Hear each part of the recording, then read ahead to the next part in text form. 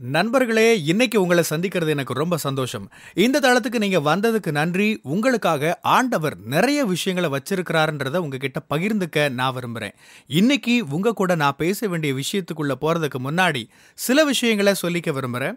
நீங்க ஜான் கிஃப்டா அப்படின்ற என்னோட Instagram, Facebook, YouTube மூலமா என்ன ஃபாலோ பண்ணி என்னோட பதிவுகள நீங்க பெறலாம். தினமும் என்னோட பாட்காஸ்ட் நீங்க கேட்கலாம். ஆண்டவரோட கிருபையில அதெல்லாம் நல்ல கிரியை செய்து வர்றத நான் பார்க்கிறேன். நீங்களும் அத தினமும் கேளுங்க. நிச்சயமா அது உங்களுக்கு ஒரு பெரிய ஆசீர்வாதமா இருக்கும்னு என்னால சொல்ல முடியும். ஜான் கிஃப்டா அப்படின்ற என்னோட யூடியூப் சேனலை தினமும் பார்க்க மறக்காதீங்க. Fuel for the soul with John Gifta அப்படின்ற இங்கிலீஷ் பாட்காஸ்டையும் நீங்க தினமும் கேட்கலாம். www.johngifta.com அப்படின்ற என்னோட வெப்சைட்லையும் இதெல்லாமே இருக்கும். மீண்டும் உங்களை சந்திக்கிறதுல எனக்கு மகிழ்ச்சி. ஜனங்களோட எண்ணங்களை பகுத்தறிவது பற்றின முக்கியமான ஒரு செய்தியை இன்னைக்கு உங்க கூட பகிர்ந்துக்க விரும்புகிறேன். கலாத்தியர் 4ஆம் அதிகாரத்தில் இருக்கிற ஒரு பகுதியிலிருந்து பேசலான்னு நினைக்கிறேன். இந்த வேத பகுதி நேரடியாக வேற ஒரு சூழல் அமைஞ்சிருக்கு. ஆனால் அதில் இருக்கிற அடிப்படை கோட்பாட்டை நம்ம புரிஞ்சுக்கலாம். கலாத்தியர் 4ஆம் அதிகாரம் 17ஆம் வசனத்திலிருந்து அதை நான் வாசிக்கிறேன். அப்போஸ்தலனாகிய பவுல் இதை எழுதுறாரு. தற்கால மொழிபெயர்ப்பிலிருந்து நான் வாசிக்கிறேன். அப்பொழுது சிலர், அதாவது கள்ளப்போதகர்கள், உங்களை தங்கள் பக்கமாக இழுத்துக்கொள்ள ஆர்வம் காட்டுகிறார்களே, ஆனால் அவர்களுடைய நோக்கங்களோ நல்லவை அல்ல. அவர்கள் எங்களிடமிருந்து உங்களை பிரித்து நீங்களும் அவர்கள் சார்பாய் இருப்பதையே விரும்புகிறார்கள். வசனம் 18 ரொம்ப வலிமையானது. நோக்கம் நல்லதென்றால் அதில் தீவிர ஆர்வம் காண்பிப்பது நல்லதுதான். அவ்வித ஆர்வத்தை உங்களுடன் நான் இருக்கும்போது மாத்திரமல்ல, எப்பொழுதுமே காண்பிக்க வேண்டும். இப்படி பவுல் சொல்றாரு. அவங்க நல்லவங்க மாதிரி காட்டிக்கிறாங்க. ஏதாச்சும் சில நல்ல விஷயங்கள் செய்ய முயற்சிக்கிறது போல காட்டிக்கிறாங்க. அப்போஸ்தலனாகிய பவுல் அங்கே இருக்கும்போது அவங்க ஜனங்க கிட்ட நல்ல பேர் வாங்குறதுக்காக பவுல் சொல்றத ஜனங்க கேட்காம தாங்கள் சொல்றத கேட்கணும் அப்படின்றதுக்காக ஏதேதோ பொய்யா நடிக்கிறாங்க. எனக்கு இது சொல்லும்போது ஒரு விஷயம் ஞாபகத்துக்கு வருது. உலகத்தில் மற்ற நாடுகள் இது நடக்குதான்னு தெரியல. ஆனால் நான் இருந்திருக்கிற சில நாடுகளில் இது நடக்கிறத நான் பார்க்குறேன். தேர்தல் காலம் வரும் இல்லையா, அப்போ நிறைய வேலைகள் நடக்கும். ரோடெல்லாம் போடுவாங்க, எல்லா பிரச்சனைகளையும் அவசரமாக சரி பண்ணுவாங்க. நிறைய முகாம்கள் போடுவாங்க, மக்களை சந்திப்பாங்க, மக்களோட எல்லா பிரச்சனைகளையும் கேட்டுப்பாங்க. ஆனால் தேர்தல் முடிஞ்சதும் அது எல்லாத்தையும் மறந்துடுவாங்க. நான் சொல்கிறது புரியுதா? அது எல்லாமே தேர்தலில் எப்படியாச்சும் ஜெயிக்கணும் அப்படின்றதுக்காகத்தான். எல்லா வேலையும் ஏன் செய்கிறாங்க? நிறைய நன்மைகள் ஏன் செய்கிறாங்க? ஏன் வாக்குறுதிகள் கொடுக்குறாங்க? மக்கள்கிட்ட ரொம்ப நல்லவங்களா ஏன் நடந்துக்கிறாங்க? எல்லாம் தேர்தலுக்காக. தேர்தலில் அவங்க ஜெயிச்ச அடுத்த நிமிஷமே முழு ஆட்சி காலத்திலையும், சில நாடுகள் அது 4 வருஷம், சில நாடுகள் அது 5 வருஷம், அத்தனை வருஷத்துக்கு மக்களை முழுசாக மறந்துடுவாங்க. அப்போஸ்தலனாகிய பவுல் இப்படிப்பட்ட ஒரு விஷயத்தை தான் சொல்கிறாரு. இவங்கெல்லாம் உங்ககிட்ட நல்ல பேர் சம்பாதிக்கிறதுக்காக நல்லவங்களை போல நடிக்கிறாங்க. ஆனால் அதை ஏன் அவங்க நான் இல்லாதப்ப செய்ய மாட்டேங்கிறாங்க? நான் இருக்கும்போது மட்டும் ஏன் இதை செய்கிறாங்க? ஏன் ஜனங்கள் என்கிட்ட வந்து நான் சொல்கிறத கேட்டு நான் செய்ய சொல்கிறத செஞ்சிடக்கூடாது, அவங்க மக்கள் தங்கள் பக்கம் இருக்கணும்னு நினைக்கிறாங்க. அதுக்காகத்தான் இதெல்லாம் செய்கிறாங்க. நம்ம தேர்தல் காலத்தில் நடக்கிறது போலவே நடக்கிற ஒரு விஷயம்தான் இது. இதனால தான் அப்போஸ்தலனாகிய பவுல் பகுத்தறியுங்கள் அப்படின்னு சொல்கிறாரு.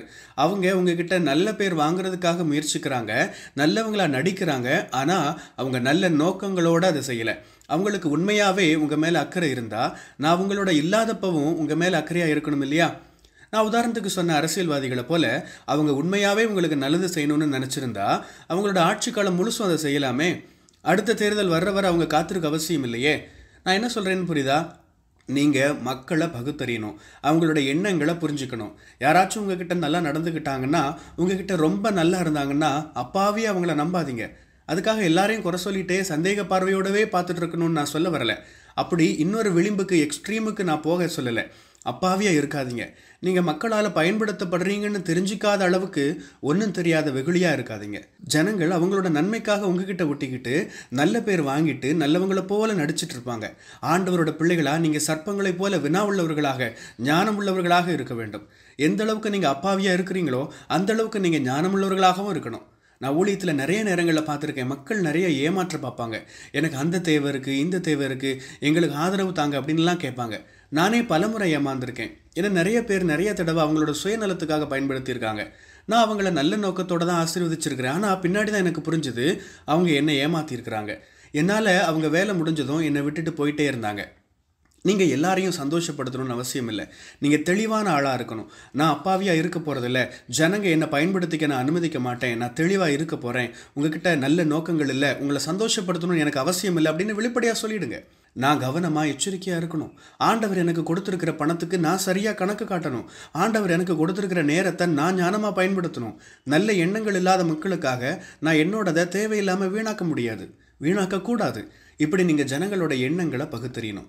ஜனங்களோட எண்ணங்களை நீங்க புரிஞ்சுக்கணும். ஆண்டவரே, இதை கேட்டுக்கொண்டிருக்கிற ஒவ்வொருவருக்கும் தேவன் பகுத்தறிகிற ஆற்றலை கொடுப்பீராக. இயேசுவின் நாமத்தில் ஜெபிக்கிறேன், ஆமேன். கர்த்தர் உங்களை ஆசீர்வதிப்பாராக. உங்களுடைய பகுதிகளில் பிரசங்கிக்க என்னை அழைக்க நீங்க விரும்பினா டிஸ்கிரிப்ஷன்ல இருக்கிற இமெயில் மூலமா என்ன நீங்க தொடர்பு கொள்ளலாம். பிரியமானவங்களே, இந்த செய்தி மூலமா நீங்க உற்சாகம் அடைஞ்சிருப்பீங்க, ஆசீர்வதிக்கப்பட்டிருப்பீங்கன்னு விசுவாசிக்கிறேன். திரும்பவும் ஞாபகப்படுத்துறேன், நீங்க ஜான் கிஃப்டா அப்படின்ற என்னோட இன்ஸ்டாகிராம், ஃபேஸ்புக், யூடியூப் மூலமா என்னை ஃபாலோ பண்ணி என்னோட பதிவுகளை பெறலாம். ஜான் கிஃப்டா அப்படின்ற என்னோட யூடியூப் சேனலை தினமும் பார்க்க மறக்காதீங்க. Fuel for the soul with John Gifta அப்படின்ற இங்கிலீஷ் பாட்காஸ்டையும் நீங்கள் தினமும் கேட்கலாம். பாட்காஸ்ட் எபிசோடுக்கு நீங்கள் உங்களோட ரேட்டிங், ரிவ்யூ கொடுத்து ஷேர் பண்ண மறக்காதீங்க. www.johngiftha.com அப்படின்ற என்னோட வெப்சைட்லையும் இது எல்லாமே இருக்கும். இந்த ஊழியத்தால் நீங்கள் ஆசீர்வதிக்கப்பட்டிருந்து மற்றவங்களுக்கும் இதே ஆசீர்வாதம் சேரணும்னு விரும்பினா நீங்களும் எங்க கூட சேர்ந்து ஆண்டவரோட ராஜ்யத்தை கட்டுற இந்த பணியை உங்களோட நிதி ஆதரவு மூலமாகவும் தாங்கலாம். கூகுள் பே அல்லது நெட் பேங்கிங் அல்லது பேபால் மூலமா நீங்க ஆதரவு தரலாம். எல்லா விவரங்களையும் டிஸ்கிரிப்ஷன்ல நீங்க பார்க்கலாம். ஆண்டவர் உங்களை ஆசீர்வதிப்பாராக.